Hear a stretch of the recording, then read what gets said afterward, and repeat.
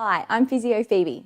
So today I'm going to talk to you about my tips for recovery and how you can minimise the dreaded post-exercise muscle soreness. If you've ever felt stiff or sore the next day or second day after an activity, you're certainly not alone.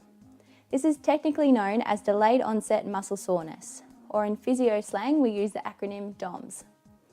Now this usually happens 24 to 48 hours after you do an unaccustomed physical activity, and it's often worse if it involved some eccentric loading, so for example when the muscles are lengthening during something like downhill running. What actually happens is the muscle fibres experience some microtrauma or micro tears, and therefore results in this feeling of pain and soreness. The muscles then start to act quite rapidly as they worry that you're going to do this to them more often and work to prevent muscle damage.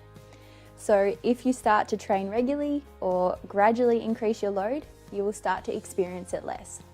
Back in the day, they used to say that stretching before or after activity would help to decrease DOMS, but current evidence doesn't really support this.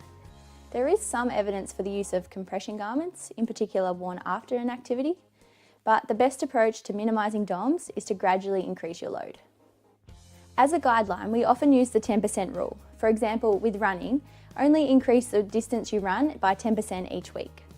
Not only will this decrease your chance of experiencing DOMS, but it will also decrease your risk of getting an overuse injury, which I talk more about in one of my earlier videos on injury prevention. In regard to maximising recovery overall, we still encourage an appropriate warm-up and cool-down, the use of ice or ice baths, massage and adequate rest. In regards to the use of ice, current evidence is suggesting we need to achieve a tissue temperature of 5 to 10 degrees for it to be effective. So the best way to achieve this, they've found, is using crushed or cubed ice.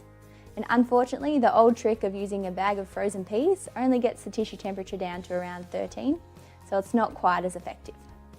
So for recovery, I recommend applying ice to the joints that were loaded during the activity, for example, with running, your knees and your ankles. And I particularly like these LP Support ice bags that come with a wrap, so that you can apply it to the joint using the Velcro straps, and it just leaves your hands free to do other things. For more regular physio tips, you can sign up to my mailing list at my website, physiophebe.com, or follow me, Physio Phebe, on Facebook or Instagram.